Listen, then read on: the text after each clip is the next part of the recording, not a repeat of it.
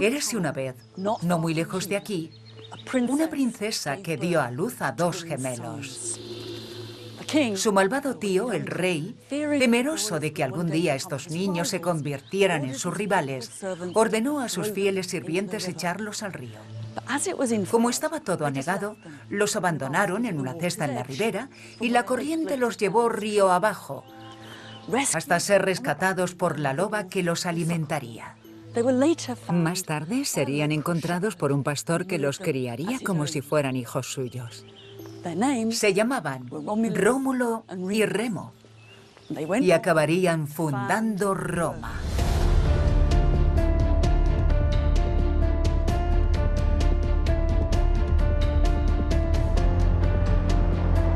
Esta pequeña ciudad del centro de Italia se convertiría en el núcleo de un imperio,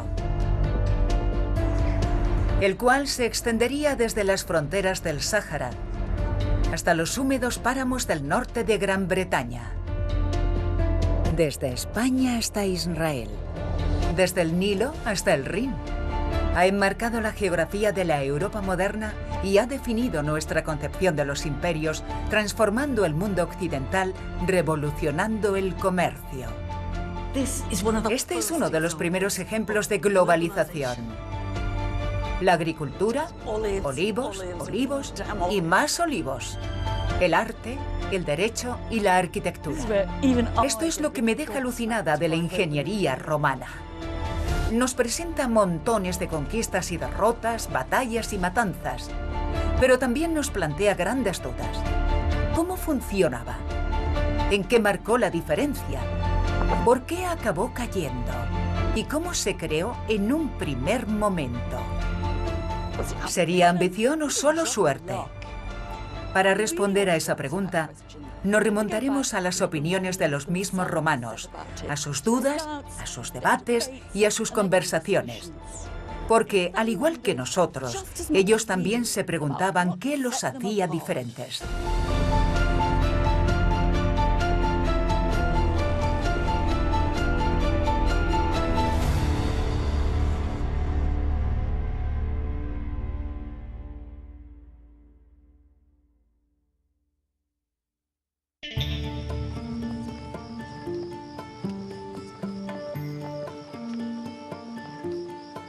En la Vía Apia, una de las principales calzadas que unía Roma con el sur de Italia, empezamos a hacernos una clara idea de cómo vivían los primeros romanos. Un largo periodo previo a las columnas de mármol y al Coliseo que se suele pasar por alto. Esta tumba fue construida 500 años después de fundarse la ciudad. Es bastante posterior a Rómulo. Pero lo que se halla aquí escrito nos revela por primera vez los sentimientos y pensamientos de los romanos. En cierto modo, todo cuanto sabemos de los romanos empieza aquí.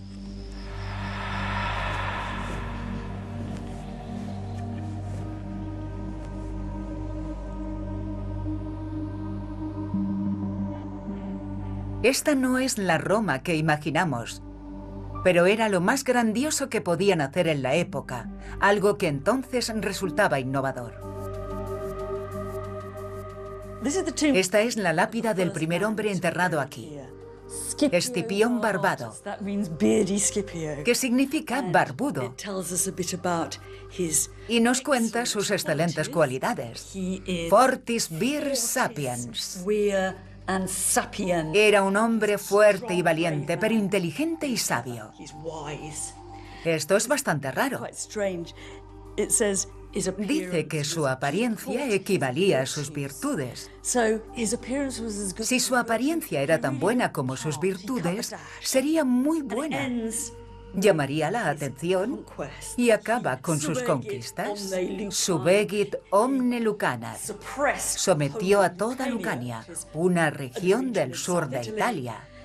Ópsides que abducit, y tomó rehenes. Queda claro cuáles eran las prioridades de esta gente. Pero no se reduce a eso. Aunque apenas sean las líneas de un epitafio, Esta es la primera forma de narrativa histórica que ha sobrevivido de los romanos. Aquí es donde empieza la escritura de la historia de Roma. Tal vez hubieran pasado 500 años desde la fundación de la ciudad, pero es el primer lugar en el que podemos ver realmente a los romanos. Nos hacemos la vívida idea de un pueblo comprometido con la conquista y con la gloria que aportaban las victorias militares. Compromiso que también compartían todos los pueblos de alrededor. Entonces, ¿qué diferenciaba a los romanos? A falta de pruebas directas, el mejor lugar para hallar la respuesta son las historias que contaban y sus elaboradas especulaciones sobre los orígenes de la ciudad. Y en particular, la mítica historia de Rómulo y Remo, los hermanos amamantados por una loba, que era narrada una y otra vez, y que contendría un mensaje sobre las conquistas y guerras internas de Roma. Por tanto, encontramos un poco de historia romana en el mito. Resultaría fácil desechar la historia de Rómulo y Remo por considerarla un cuento o un mito. Y aunque no la consideremos historia como tal, no quiere decir que no revele mucho sobre cómo los romanos se veían a sí mismos y cuáles eran sus ansiedades y prioridades culturales. ¿Por qué una loba? La historia no hubiera sido lo mismo con una vaca o una oveja. El hecho de que fueran rescatados por una feroz depredadora revelaba el destino de los gemelos. Algunos romanos cuestionaron ese detalle. Loba, en latín, lupa, también significa prostituta. ¿Sería realmente una prostituta quien los rescatara? Pero, en términos generales, ¿consideraban cierto el relato? De hecho, cuando más tarde inscribieron en el foro una lista con los nombres de todos los generales que habían protagonizado las más grandes y sangrientas batallas por Roma, con personalidades como Escipión, ¿con quién empezaron la lista? Con Rómulo.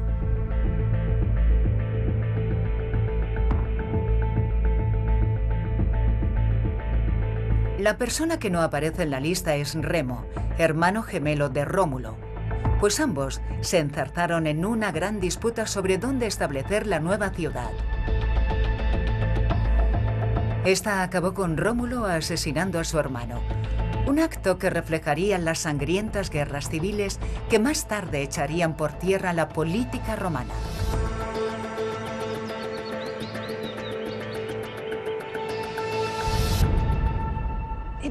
Esta ha de ser una de las historias más extrañas del mundo sobre la fundación de una ciudad.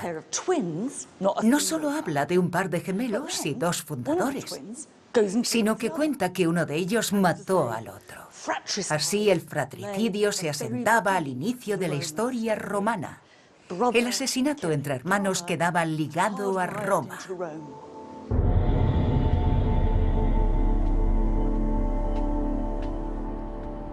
Tras establecer la ciudad en el Monte Palatino, Rómulo era su único gobernante.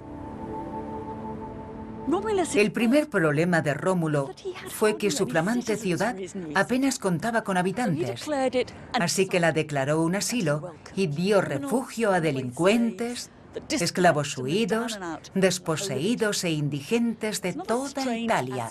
Se trata de otro extraño aspecto que sumar. Mientras que muchas ciudades de la antigüedad querían pensar que sus habitantes originales habían brotado milagrosamente del suelo de su tierra natal, los romanos pensaban que la suya había sido una ciudad de asilo. Fue un intento por darle una dimensión mítica, a la que más tarde sería una de sus principales características. Roma no solo recibía a forasteros, sino que también extendería la ciudadanía romana por todo el imperio. El siguiente problema de Rómulo era que no tenía mujeres y por lo tanto su ciudad no tenía futuro. Pero ninguno de los habitantes de los pueblos vecinos estaba dispuesto a dejar que sus hijas se casaran con romanos. De hecho, se mostraban bastante ofensivos y dejaban claro que no pensaban que una banda de fugitivos fueran buenos esposos para sus hijas, así que Rómulo recurrió a una treta. Según la leyenda, Rómulo invitó a sus vecinos, los sabinos, a una celebración religiosa. En mitad de esta, dio una señal a sus hombres para que secuestraran a las visitantes jóvenes para convertirlas en sus esposas. Este es el famoso rapto de las Sabinas y nos ofrece unas imágenes casi incómodamente explícitas. Esta mujer de aquí ha sido capturada e intenta huir, pero no lo consigue. Esta otra ya se ha desvanecido. Y esta intenta escapar, pero es inútil. Puede que el rapto fuera la respuesta a la terrible humillación de los romanos, pero seguía siendo un asalto violento. Forzaron a estas mujeres, eran víctimas. Se trata de un momento que los romanos discutirían, debatirían y expondrían por siempre. Algunos enemigos de los romanos decían que reflejaba su comportamiento típico. Si querían algo, iban y lo cogían. Cuenta la historia que las familias de las Sabinas, como es lógico, contraatacaron, en la que se convertiría en la primera guerra y victoria de Roma, conmemorada en un extraño monumento en el corazón de la ciudad. Mucha gente pasa por aquí. El lugar donde los romanos estaban convencidos de que había tenido lugar el núcleo de la batalla se convertiría en el foro, pero antes apenas se trataba de una ciénaga, y marcaron el lugar donde había caído uno de los primeros enemigos de Roma. Este es solo uno de una serie de monumentos en los que posteriormente se grabarían los orígenes de Roma en la ciudad. Quien quisiera podía subir al monte Palatino para ver el que se suponía que era el refugio de Rómulo, una atracción turística aún en el siglo IV después de Cristo. Los mitos de Roma seguían a la vista de todos, y con ellos los problemas de ser romano: fratricidio, rapto, violencia y conflicto constante.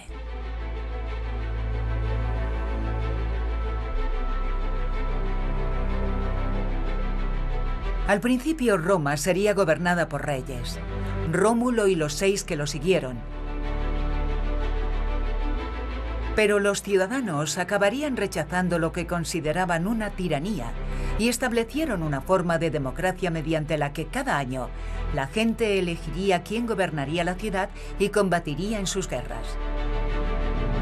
Pronto se verían indicios de que Roma empezaba a crecer.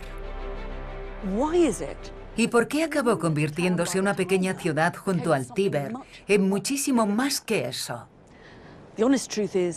Lo cierto es que no lo sabemos. Pero sí que sabemos cuándo, y hasta casi podemos palparla. Pues a principios del siglo IV a.C., los romanos construyeron esta enorme muralla en torno a la ciudad. Pero su finalidad no solo era defensiva, sino proclamar que Roma ya estaba aquí. Y lo más interesante es que muchas de las piedras que habían usado para construirla provenían de una pequeña localidad que habían tomado a apenas unos kilómetros de distancia. Este es uno de los primeros indicios de la expansión romana.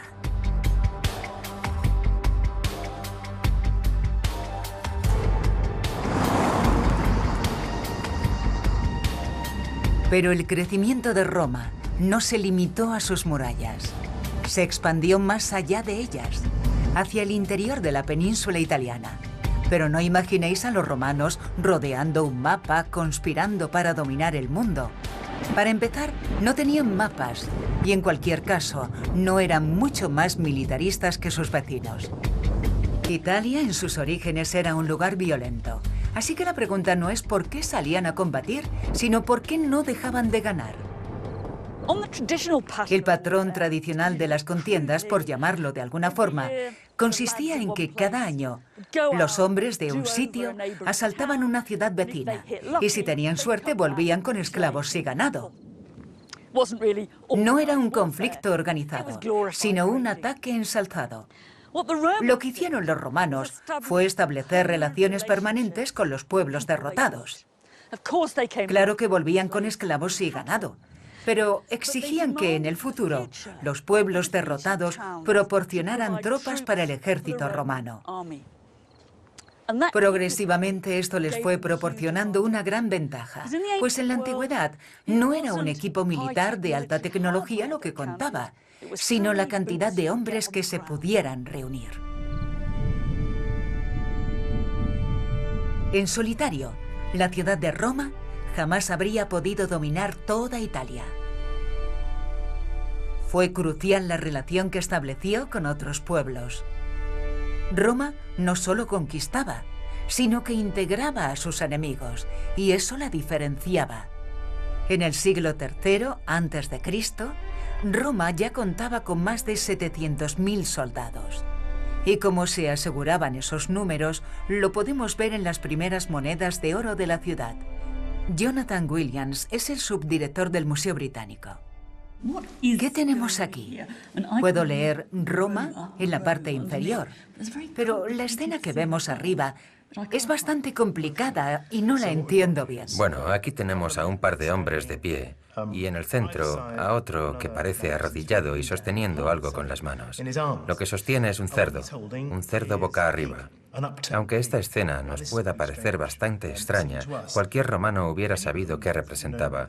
Es una escena de juramento, de promesas hechas y aceptadas entre dos partes. Y así es como los romanos las realizaban. Nos resulta extraño, pero se trataba de una ceremonia significativa para los romanos. Algunos piensan que podría tratarse de una escena mitológica del juramento de Rómulo, primer rey de los romanos, y los sabinos, unos de los primeros aliados de Roma. Pero podría tratarse de una referencia más general al sistema de alianzas entre los romanos y demás pueblos de Italia, que tan importante era, y la base del modo en que los romanos llegaron a conquistar y dominar toda la península itálica.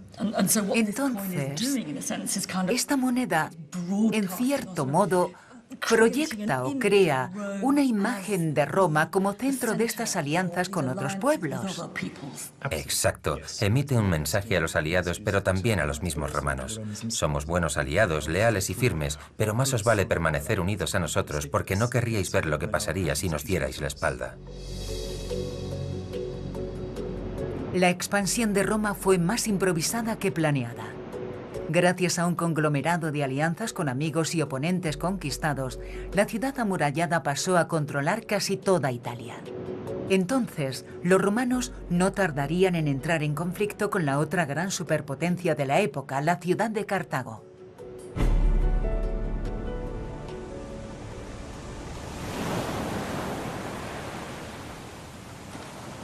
Y es que había otro imperio que rivalizaba con Roma. La red de alianzas de los romanos los presionó a intervenir para apoyar a sus amigos y aliados cada vez más lejos, como pasa hoy en día con las superpotencias modernas. Una petición de ayuda en particular trajo grandes consecuencias. Durante una disputa entre dos ciudades sicilianas, distintos grupos recurrieron a Roma y a Cartago. Tras un intenso debate en Roma entre los que querían combatir y los que pensaban que era mejor mantenerse al margen, los romanos decidieron luchar. Y así se produjo el primer conflicto directo entre Roma y Cartago.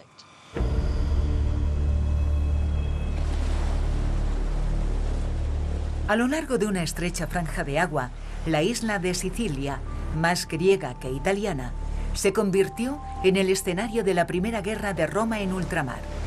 Una contienda naval contra el estado marítimo más poderoso del Mediterráneo occidental.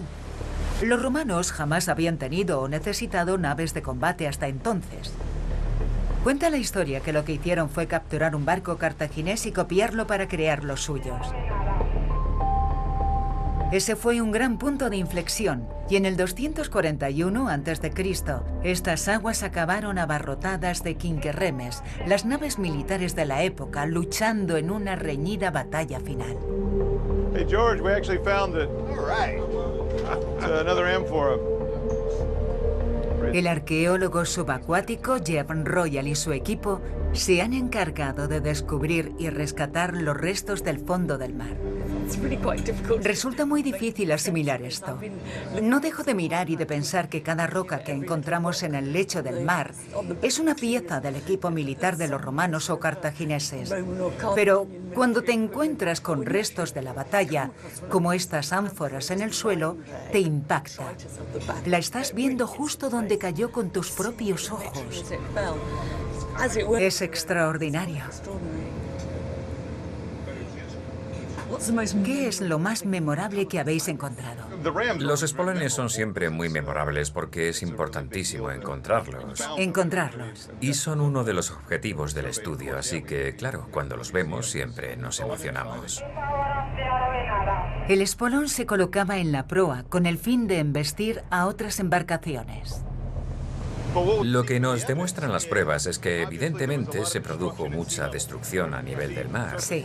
de la superficie del mar, Sí. y está todo desperdigado, los cascos, los espolones están dañados por delante, tenemos 11 espolones, 10 de ellos romanos. ¿Buscaban chocar entre ellos? Sí, Pretendían chocar unos contra otros. sí, Como coches de choque que no se evitaban. sí. Al estar en el mar y a la velocidad a la que iban, podías ver desde 1 hora y media, hora y 45 o 2 horas antes lo que iba a suceder. ¿Tenías tiempo para cambiar de opinión? Sí. Y si no cambiabas de opinión y perdías, toda la tripulación moriría. Sí. Gracias al trabajo de Jeff, puedo tocar con mis propias manos algunos de los restos de la batalla. Este extraordinario objeto es uno de los espolones de bronce que se añadían a la proa de los barcos por debajo de la línea de flotación. Es evidente que este perforó un barco enemigo porque parte de una tabla cartaginesa sigue pegada a él. La decoración es preciosa. Vemos un casco aquí, el logo de un casco con plumas, y bajando por aquí encontramos una maravillosa huella del funcionariado romano. Dice Lucius Quinctius, es decir, que el agente de control de calidad aprobó este espolón. Prueba de la maravillosa eficiencia administrativa romana. De hecho, contrasta mucho con el espolón cartaginés, cuya inscripción dice algo así como «Que Dios golpee vuestros barcos y haga agujeros en ellos». En cierto modo, el objeto más interesante y conmovedor que hemos descubierto es este casco, un casco romano acompañado de sus carrilleras, las cuales protegerían la cara del combatiente y que te acerca mucho más a las personas que una vez lucharon y que tal vez murieron en esta gran batalla. Sospecho que podría ser la primera persona en ponerse este casco desde el 241 a.C. Quien lo llevara debía de tener la cabeza más grande o bastante cantidad de algún tipo de relleno.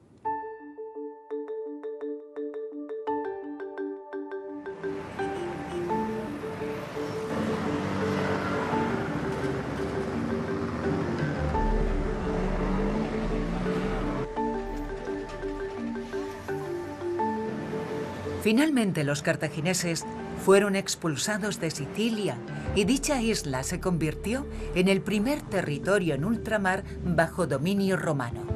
En cierto modo, se podría decir que el Imperio Romano empezó aquí. Roma derrotó a Cartago 2 veces más.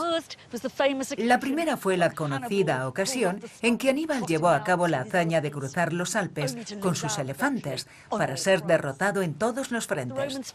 Y unos años más tarde, en el 146 a.C., los romanos rematarían la faena, ya fuera porque les preocupaba una recuperación de los cartagineses o por exhibir su fuerza. Se embarcaron en una expedición hacia el norte de África con Escipión Emiliano al mando y arrasaron por completo la ciudad.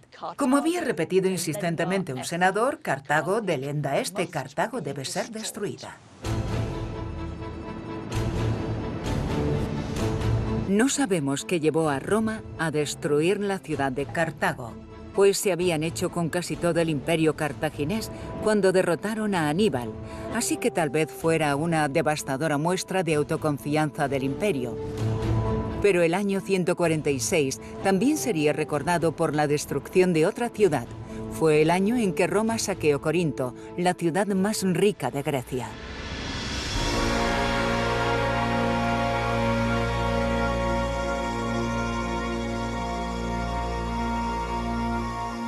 El año 146 a.C.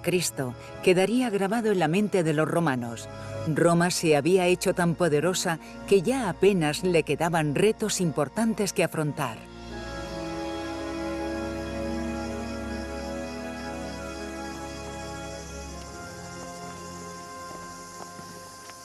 La destrucción de dos de las más famosas ciudades del Mediterráneo cambió las reglas del juego para siempre. Seguía sin haber indicios de un plan maestro romano o de que quisieran gobernar en alguna parte, pero tenían más poder que nadie, aunque no supieran cómo utilizarlo. Básicamente la prioridad de los romanos era salirse con la suya, pero el año 146 a.C. fue un año ambivalente. Algunos lo celebraron, pero otros ya lo vieron como el principio del final. Y es que existe una lógica en la historia de los imperios. Cuando se llega a la cima, ya solo se puede caer.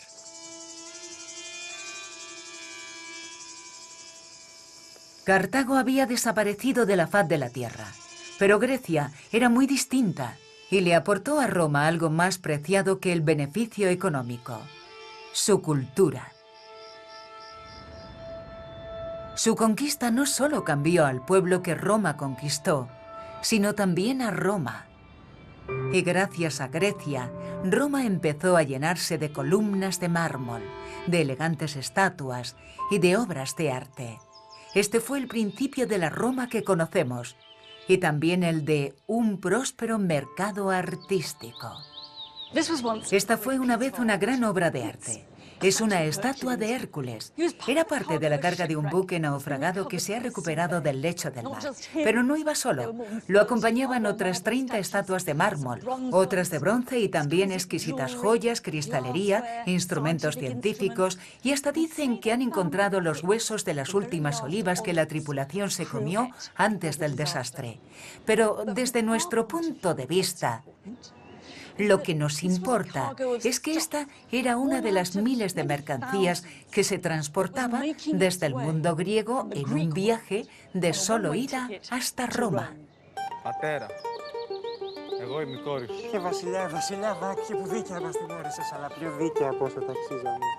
La Grecia que conquistó Roma contaba con una larga historia del arte, teatro y literatura.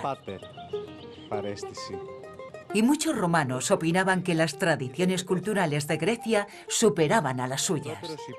Pero Roma no solo compró, saqueó y emuló la cultura griega, sino que los romanos se incluyeron en las leyendas griegas remontándose a sus propios orígenes, a la mítica guerra entre griegos y troyanos y a la obra literaria más famosa de la literatura griega de todos los tiempos, la Ilíada.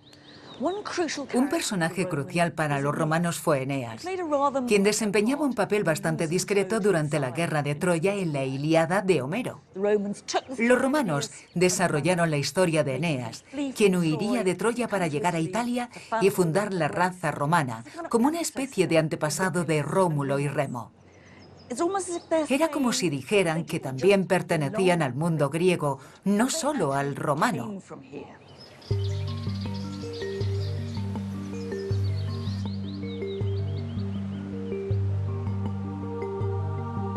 La historia de Eneas involucró a los romanos en las tradiciones griegas, pero hasta qué punto adoptarlas fue motivo de debate, pues algunos conservadores argumentaban que la cultura griega estaba destrozando los valores romanos. No solo se conquistaba con espadas, se conquistaba con libros, con palabras y con cultura.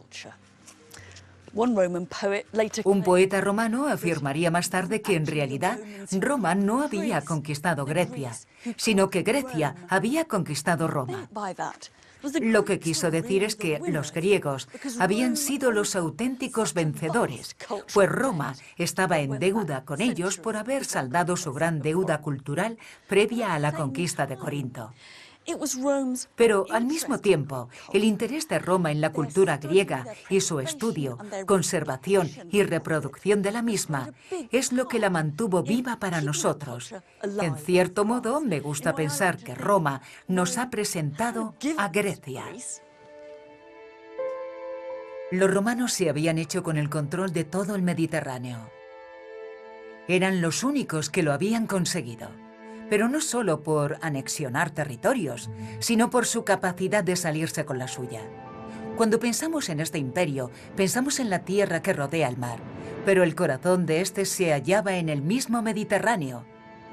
Es crucial entender lo que sucedía a lo largo de este enorme territorio líquido. Pero no hablamos solo de embarcaciones transportando esculturas. Controlar el mar presentaba problemas tan considerables como los de controlar Cartago y Corinto. El Mediterráneo era el mar interior del imperio y su principal carretera. Mare Nostrum lo llamaban, nuestro mar. Viajar por el agua era bastante más barato y rápido que por tierra, pero era peligroso. Y no porque apenas bastara una tormenta para perderlo todo, sino por los piratas y secuestradores que ansiaban hacerse con todo cuanto navegara. No solo bienes, sino también personas. Era una especie de autopista plagada de traficantes de personas. Las conquistas de Roma habían convertido a miles y miles de prisioneros en esclavos. Y eso dio lugar a una gran demanda. Eran muchos los beneficios que aportaba la trata de esclavos. Delos era una gran comunidad mercantil y la gente ganaba mucho dinero aquí.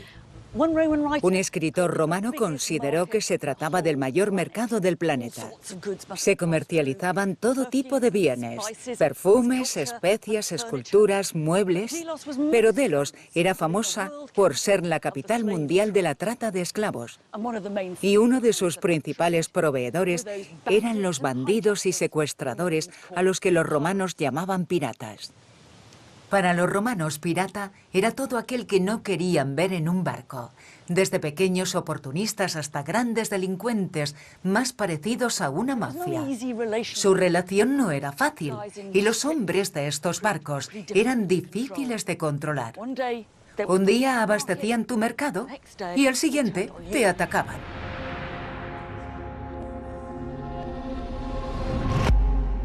Y eso es justo lo que vemos aquí. Aquí tenemos un maravilloso par de caras claramente romanas, arrugadas y con las mejillas hundidas, ambas con un aspecto siniestro. Resulta tentador imaginar que estaban involucrados en alguna forma ruin de negocios, pero el estado en que se encuentran es bastante malo. Han sido golpeados y parecen un poco abrasados. Y la razón la hallamos en un momento clave de la historia de este lugar. En el 69 a.C., los piratas vinieron aquí, prendieron fuego al lugar, se produjo un gran incendio y Delos fue destruida.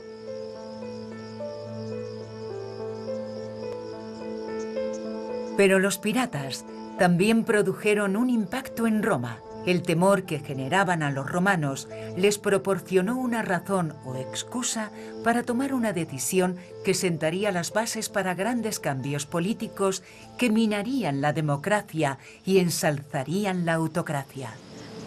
Los piratas eran una molestia y a veces un peligro, pero la amenaza siempre podía ser manipulada para justificar las acciones militares. La guerra contra los piratas fue una especie de guerra contra el terror. En el 67 a.C., el pueblo romano dotó de poderes casi ilimitados a un solo hombre para acabar con los piratas. Ese hombre era Pompeyo.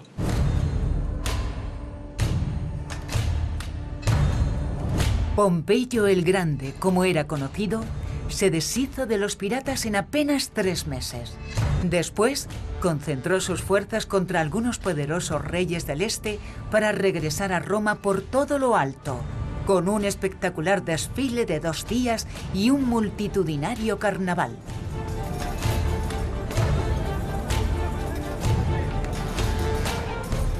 El desfile de su victoria fue una de las mayores fiestas jamás celebradas en las calles de Roma. El general desfilaba por las calles en su cuadriga. Lo acompañaban los botines y las riquezas que había traído a su vuelta, y también los prisioneros capturados. La idea era que el pueblo viera lo que los generales y las tropas habían conseguido en el extranjero y lo que habían traído. A algunos les parecía una exhibición terriblemente vulgar y en ocasiones se escuchaban llantos entre el público al ver a los pobres prisioneros desfilar. Pero para la mayoría de los romanos era una ocasión para divertirse. A ver qué tal. No está mal. Y para deleitarse con las riquezas que habían ganado. Siglos después de la fiesta, no queda mucho rastro del triunfo de Pompeyo, pero en el rincón de un museo podemos contemplar una de las piezas de las que se presumió en aquel espectáculo. No todos los días encontramos un objeto exhibido en las calles de Roma en una procesión triunfal. De hecho, puede que este sea el único. Se trata de un gran jarrón de bronce, posiblemente utilizado para mezclar vino, agua y miel. Y contiene el nombre de uno de los reyes a los que Pompeyo derrotó grabado en el borde.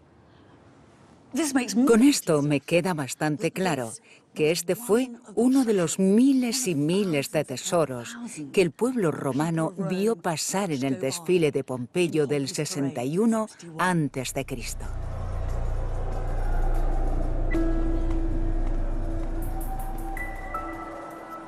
El imperio había sido tradicionalmente fundado, formado y gobernado por demócratas que durante un año compartían el poder. La idea siempre había sido impedir que alguien volviera a convertirse en rey. Pero con Pompeyo empezó a disminuir el rechazo de los romanos al poder individual. Para defender o extender el imperio, tal vez fuera necesario poner el control en manos de un solo hombre.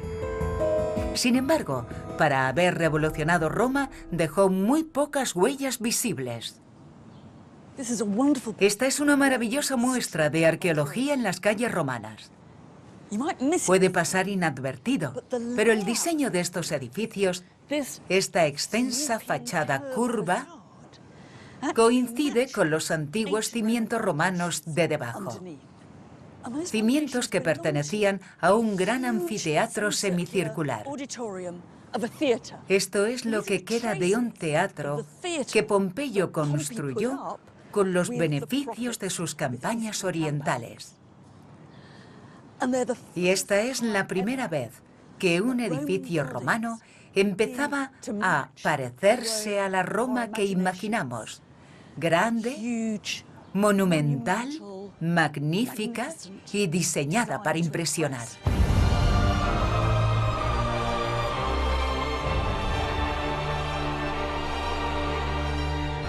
Pompeyo estableció cómo debía ser la apariencia de un edificio imperial y posteriores emprendedores seguirían su patrón. Pero su nombre nunca sería muy conocido. Siempre sería eclipsado en la búsqueda de la gloria y en la competición por el poder personal. El hombre que sería recordado durante toda la eternidad sería su gran rival, Julio César. Blimey. Off we go. Never done this before. Al contrario que Pompeyo, César se encaminó al oeste. Tras la impresionante y sangrienta victoria de Pompeyo, que le permitió volver con montones de riquezas, César quiso superarlo y su única opción era llevar a cabo una gran conquista. Pero César superó a Pompeyo en un aspecto muy importante. Pompeyo logró grandes victorias, pero César también las logró y escribió sobre ellas. La razón por la que podemos ir a Alesia, donde tuvo lugar una de las últimas victorias de César, es porque fue él mismo quien dio cuenta de ello. En Alesia, el ejército de los galos había acampado en una colina. Según describió César, parecía tenerlo todo bajo control. Sus campamentos estaban en puntos estratégicos y estacionaron piquetes día y noche. Ambos frentes combatían duramente. César mandó cavar 2 trincheras y erigir una muralla y una empalizada. Cuando observas su dimensión, a pesar de lo que afirmara en sus escritos, era imposible que César pudiera divisar todas las áreas del campo de batalla. A fin de cuentas, ganar una batalla en la antigüedad dependía del número de tropas, de hacer pasar hambre al enemigo, de sorprenderlos por la retaguardia o quizá, en buena parte, era cuestión de suerte.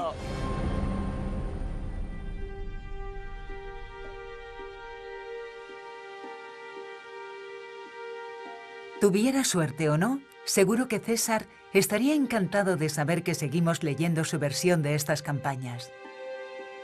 Ganara como ganara, la realidad es que su historia ha perdurado durante siglos. Y en cuestión de propaganda imperial, demuestra que una pluma podía ser más poderosa o al menos más duradera que una espada.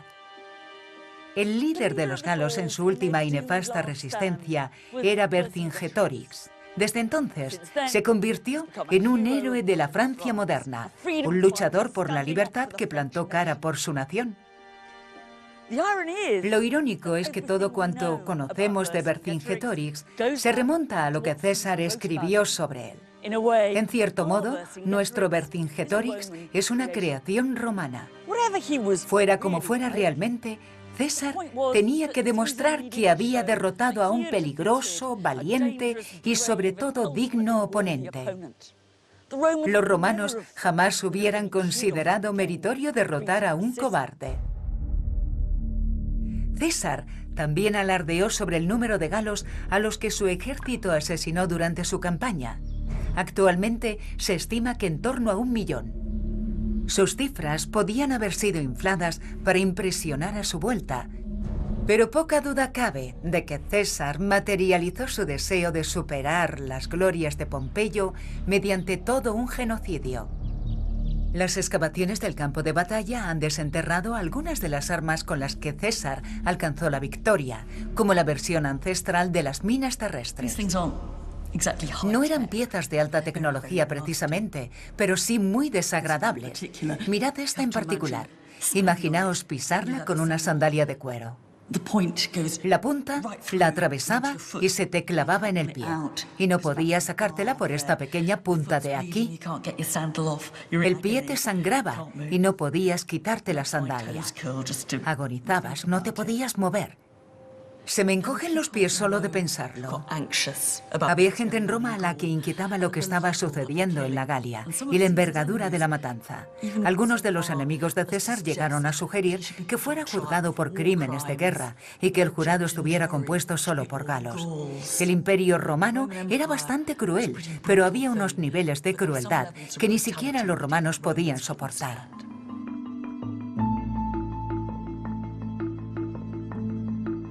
Julio César jamás hubiera vencido sin el leal apoyo de sus tropas. Ya no eran los ladrones de ganado del principio, sino soldados profesionales tan vinculados a su general como este a ellos, incluso más que al Estado. Y al contrario que Pompeyo, César estaba preparado para utilizar este ejército en el control de Roma. Por su parte, César era consciente de que sus enemigos en Roma conspiraban contra él, que intentaban ponerlo contra las cuerdas y, como decía él, socavar su dignitas, el concepto romano que combinaba prestigio y honor. Así que arriesgó y con una de sus legiones marchó hacia Roma. Cuando llegó al río Rubicón, el cual marcaba la frontera de la Galia e Italia, proclamó: Alea iacta est. En otras palabras, la suerte está echada.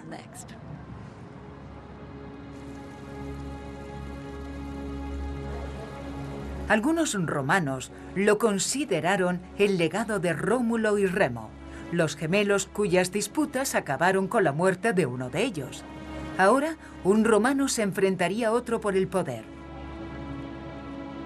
El retorno de César desató una caótica guerra civil que no solo sumiría a la península itálica, sino a todo el imperio. Pompeyo fue asesinado en la costa de Egipto y su cabeza decapitada fue presentada ante César, quien, según cuentan, rompió a llorar al verla. César ganó la batalla y se convirtió oficialmente en el único gobernante de Roma, pero no por mucho tiempo. Si hay un romano conocido por todos, ese es Julio César. No por lo que hizo, sino por su muerte. Su asesinato se convirtió en esa escena épica que todos conocemos o pensamos que conocemos por películas, pinturas y obras de teatro, que van acompañadas de sus famosas últimas palabras, et tu brute, las cuales nunca pronunció. De lo que sí que tenemos certeza es de que un grupo de amigos le tendió una emboscada en una reunión en el Senado, irónicamente construido por su gran rival, Pompeyo. Todo sucedió justo donde está ese árbol ahora. Una vez más, la historia recordaba a la de la fundación de Roma.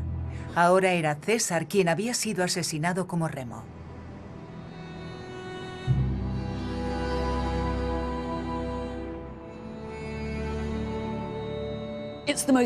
Se trata del asesinato político más famoso de la historia, perpetrado en nombre de la libertad, apenas unas semanas después de que César fuera proclamado dictador de por vida. Demasiado pronto para saber si hubiera triunfado o fracasado.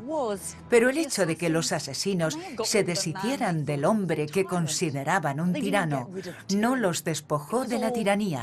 Era demasiado tarde. A esas alturas era inevitable que el imperio fuera gobernado por un solo hombre. La cuestión era ¿quién sería ese hombre? El primer autócrata de larga duración y a quien llamaríamos primer emperador romano sería Cayo Julio César Octaviano, o como sería llamado más tarde, Augusto. Este título no tenía ningún significado concreto, pero podía asignársele el de venerable.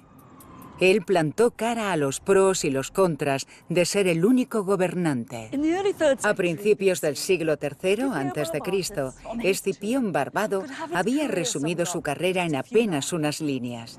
300 años más tarde, el emperador César Augusto escribiría el epitafio para su propia tumba en cientos de líneas.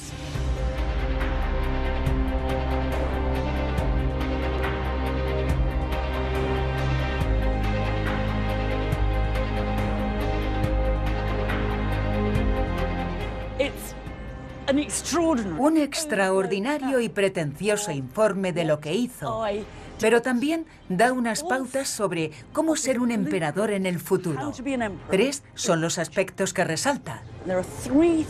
En primer lugar, Hay que ser enormemente generoso con el pueblo romano. Hay que ofrecerles ayuda, entretenimiento y servicios. Y eso es lo que lista aquí. Todo el dinero que invirtió en eso. Pero también hay que construir, construir y construir.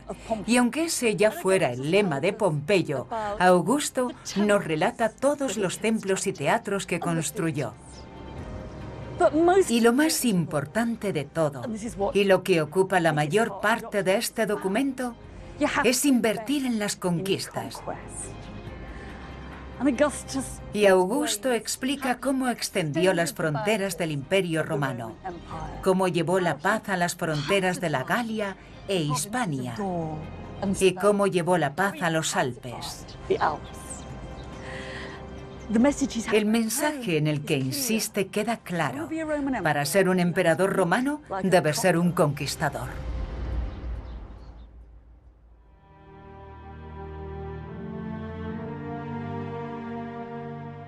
Por mucho que los romanos quisieran evitar a gobernantes como Pompeyo o Julio César, los problemas de gobernar y vigilar un imperio cada vez más grande demostró que las decisiones tomadas por un comité no funcionaban.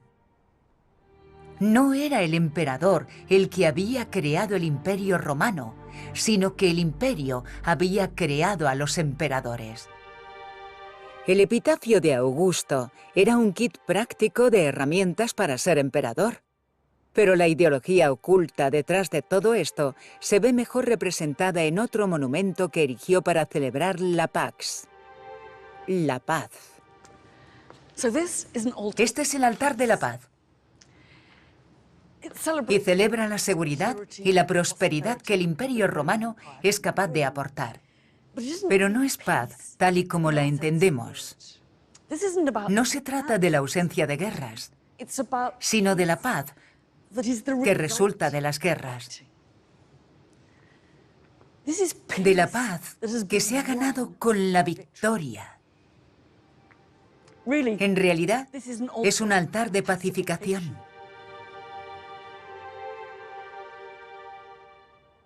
Pero es mucho más que eso. Construido en mármol por los mejores artistas de la ciudad, no podemos pasar por alto sus mensajes. Sus paredes están repletas de frisos, algunos de ellos representando a Augusto y a su familia con la dinastía imperial tallada en piedra. Algunas de las imágenes desprenden la idea de que el suyo es un derecho divino de nacimiento y que su linaje se remonta a los míticos fundadores de Roma.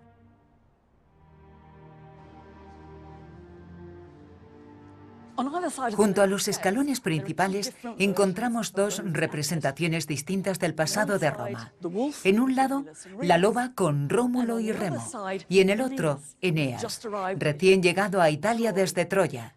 Y esto tenía una particular resonancia para el emperador, pues Augusto afirmaba que era descendiente directo de Eneas. Pero existe una idea que resulta aún más obvia al combinar ambas escenas. Por un lado tenemos a Rómulo, quien recibió en su nueva ciudad a marginados y fugitivos, y por el otro a Eneas, que venía del extranjero. El mensaje sobre los orígenes de Roma queda claro. Roma siempre fue foránea. Esto tenía mucho sentido para los romanos. Las historias que contaban sobre sus orígenes reflejaban la creciente diversidad, expansión y amplitud de su mundo. Y siempre hubo un rincón del imperio que tuvo una particular relevancia.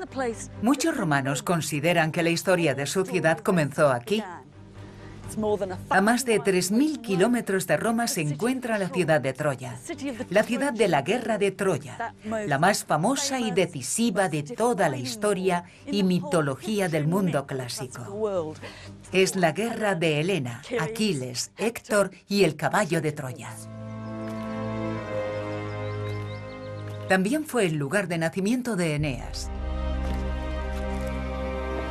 Y en la era augusta, el poeta romano Virgilio reimaginó y reescribió el viaje de Eneas desde Troya hasta Italia en su epopeya la Eneida. Recurrió a la mitología para analizar la complejidad del crecimiento de Roma y su imperio.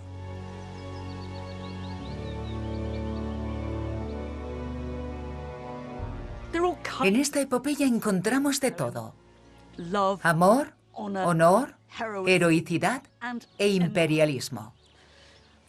Virgilio también destaca algunas de las facetas más desconcertantes del poder imperial. Al final de la historia, lo último que vemos hacer a nuestro héroe, Eneas, es asesinar cruel y gratuitamente a un soldado enemigo que acababa de rendirse ante él. Es como si, en manos de Virgilio, la historia de Eneas celebrara el Imperio Romano y exhibiera su potencial brutalidad. Sin embargo, Virgilio también presentaba al Imperio Romano como un regalo de los mismísimos dioses. Al principio, Júpiter, rey de los dioses, profetiza el futuro poder de Roma. Les he concedido a los romanos un imperium sine fine. Les he concedido un imperio sin límites. Pero no había empezado así realmente. Una ciudad cualquiera se había expandido más allá de sus muros para convertirse en el núcleo de un vasto imperio. Y había pasado de unos gemelos a los emperadores, de los ladrones de ganado a soldados organizados, de las primeras victorias de Escipión Barbado a la destrucción de Corinto en el este y a los sangrientos asesinatos en la Galia en el oeste. Mediante una combinación de improvisación, buena suerte, codicia y ambición, Roma se ha convertido en nuestra mente en la definición de imperio. La idea de un imperio sin límites es algo que Escipión Barbado jamás habría entendido. Él conocía las conquistas y la gloria militar y los beneficios que obtenían de ellas, pero que Roma tomara el control de territorios de todo el mundo y que éste se considerara ilimitado, le habría resultado totalmente incomprensible. 2 siglos y medio más tarde, la Eneida de Virgilio afirmaría que Júpiter lo había planeado así. Era como si Virgilio, echando la vista atrás, reinterpretara la caótica e improvisada historia de las conquistas romanas en un grandioso plan de destino manifiesto.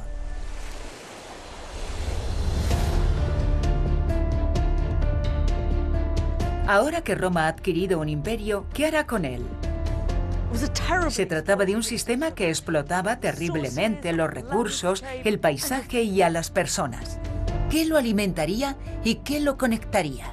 Solemos bromear diciendo que todos los caminos llevan a Roma, pero así era. ¿Quién perdería y quién ganaría?